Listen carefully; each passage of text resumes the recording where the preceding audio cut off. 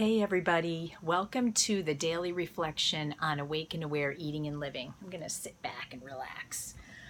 Today I really wanted to start talking about food.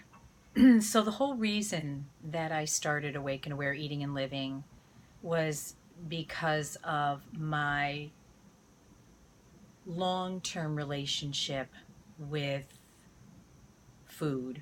And I want to say it more, what I've come to discover is really my addiction to food. And it started when I was so young. I was literally like 3 or 4 years old. And it's really been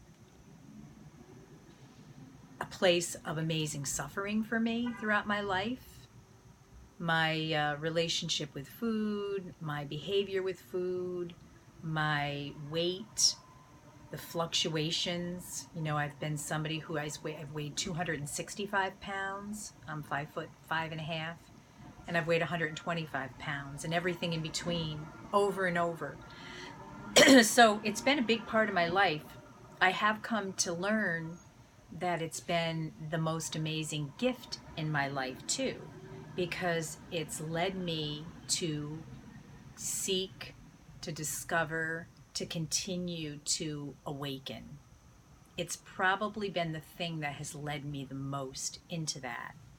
And so I wanted to talk about food because for so many years I blamed myself for the way that I ate. I really thought there was something wrong with me and that it was my fault and that I had to figure out a way to fix it.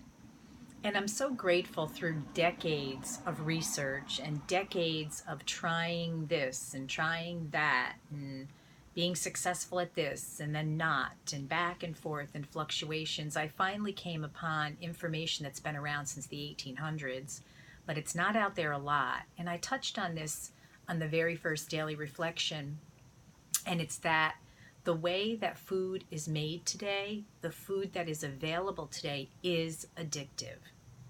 The food companies pay scientists to figure out how to make it more addictive.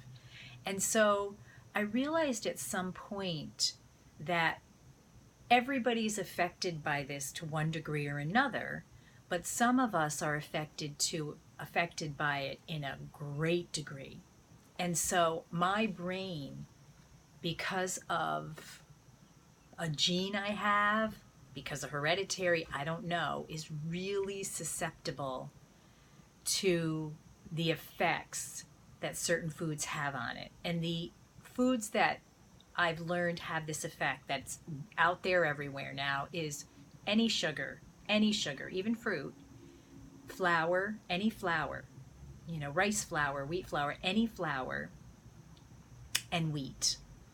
And a lot of people don't talk about the wheat, and I don't know if that's as true for everybody, but for me, wheat is definitely in there. Any processed foods, because they all have these things. And so what I want to talk about today, to not make this too long, is when I discovered that my brain and my body, I was never meant to have these kind of foods.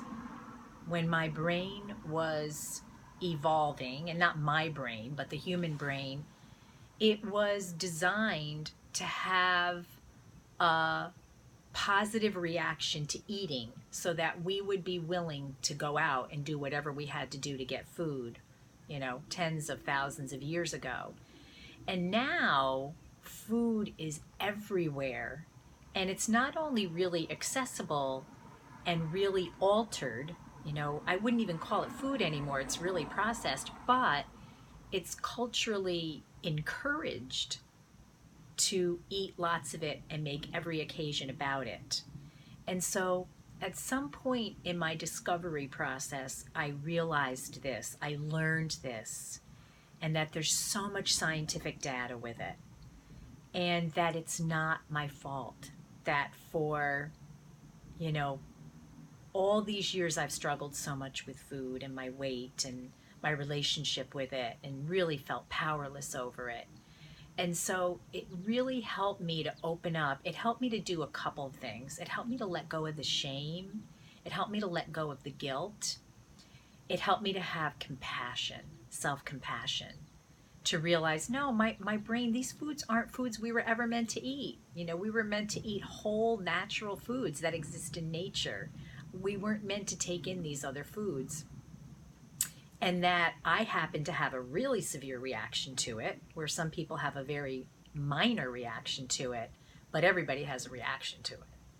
And so it also helped me to surrender. It helped me to realize I can't negotiate this. I can't find a way to eat sugar, to eat flour, to eat wheat. And for me, eating large quantities of food, binging, also creates this dynamic in my brain and my body that really causes addiction and causes malfunction. So I can't negotiate that. I can't figure out a way like, oh, if I just do it on Wednesdays, I'll be okay. Because Wednesdays turns into Wednesdays and Thursdays. And it also creates this mental obsession in me that robs me of living my life. It's like I can't have a full life because I'm jonesing for food. And so I wanted to start the discussion about food because awake and aware eating and living is so much more than helping people become awake and aware about their food and what they need and how they're eating and how they may need to alter it. It's way more about living too and finding a whole full life. But if I'm eating in a way that causes me to have my brain malfunction and I'm in addiction and my mood's being altered and my emotions are being altered from it because it's affecting the biochemistry in my brain, the dopamine levels, the serotonin levels, then it's really hard to move into looking at more of my life and figuring out what I need and want. So I'm going to stop there because I wanted to make these relatively short, but just something to start thinking about, that maybe the way you have eaten or the problems or issues that you've had with food, they're not your fault. That we were not meant as humans, with the brains we have, with the digestive systems we have, with the bodies, to eat the foods that everybody is saying, or most people is saying, are okay. And they're not only okay, we're taught that life isn't worth living without them. So I hope that helps somebody. It definitely helps me to say it. It helps me to rewire my brain from the cultural norm to what's true for me. And I hope it does the same for you. So until the next time, I hope you have lots of awarenesses and awakenings, and that it really helps to move you more deeply into the best human experience you can have here. Thanks.